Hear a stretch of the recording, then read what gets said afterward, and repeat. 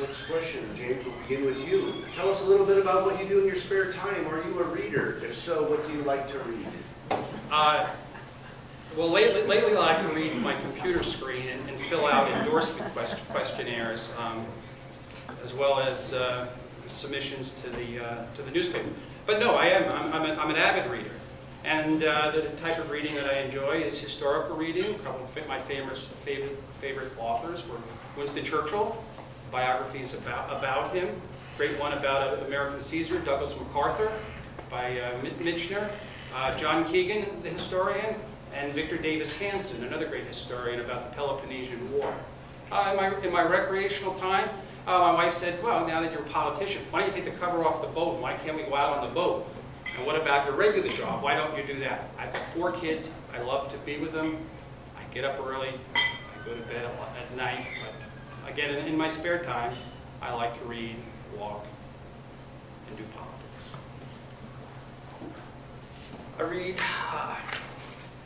pretty much magazines and newspapers.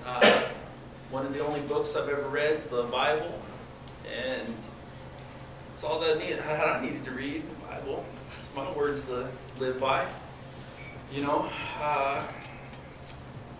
right now, currently, I'm trying to read everything I can on government and politics. Because I'm not a politician, I don't understand it all. But I know I'm disappointed, and I think a lot of people are, so I just wanted to learn as fast and as much as I can to represent everybody. God willing, I'll get through this. So, that's about it for me.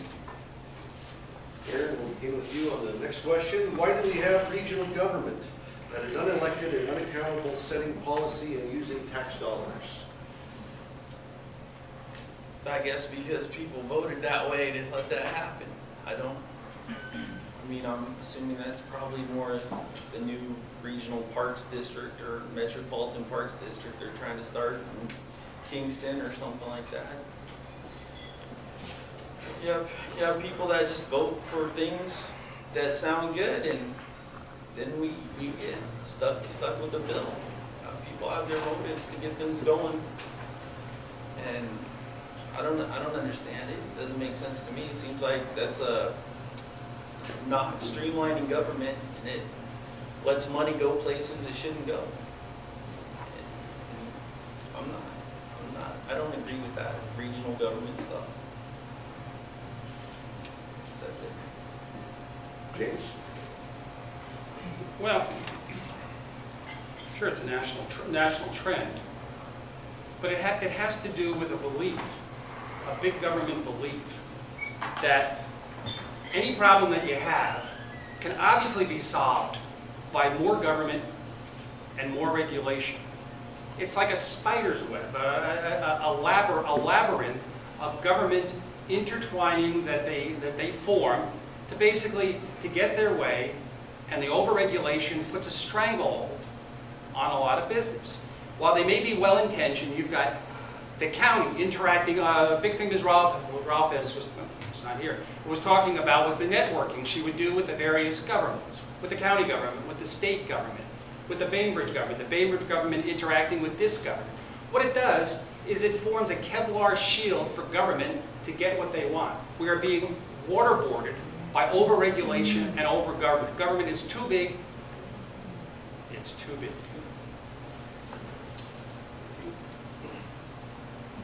Next question, James, we'll begin with you. Should we privatize the Coast Guard?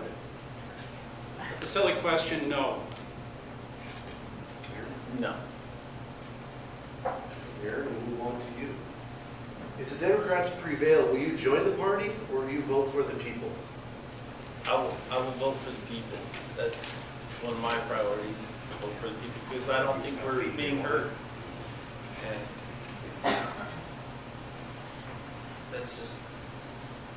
that's your job as a representative, to vote for the people. And I think there's enough people that are angry right now that will change their mind on the Democrats in office. That's my hope anyways. That's why I put my name on the ballot. James?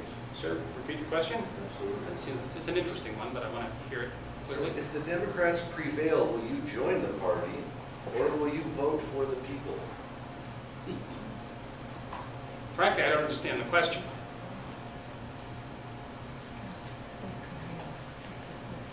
And I'll leave it at that. Would the author like to give any more to that to be able to get a response? Klaus? Well, actually, I said the party of no.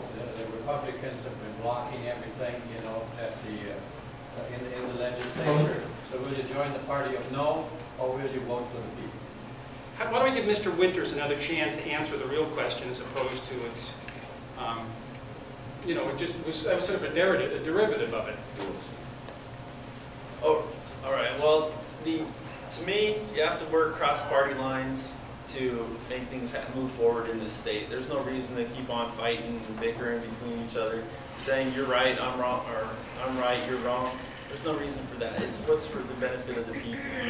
And I feel that if the parties would not just stick to their party line voting, that the state will move forward. It shouldn't be far left, far right. It should be center of the road. Because the center, that's going to lead you down the straight and narrow. There's no reason to swing wide and go all crazy on stuff. You gotta let the people get their voice out there. I mean, that's your job. You have to represent the people. It's not just party line. Okay, thanks for the clarification on that. As far as the party of no, this term's been kicked around. You know, when you end up with the Republicans on the federal level in the minority, and the Republicans in the state house in the minority, saying no to big government and no to incredible debts and no to waste and this and all this stuff. Yeah, that's clever to say it's the party of no. It's not really the party of no. Frankly, the Republican Party and the Democratic Party take some decidedly different responses to the size of government and spending, the debt, the future. I'm a very proud member of the Republican Party, and it's not the party of no. The Good Caucus, the Republican minority caucus of the State House, stood at the gate and tried to prevent the $880 million new taxes being jammed through. They did well, but they couldn't prevail. That doesn't make them the party of no.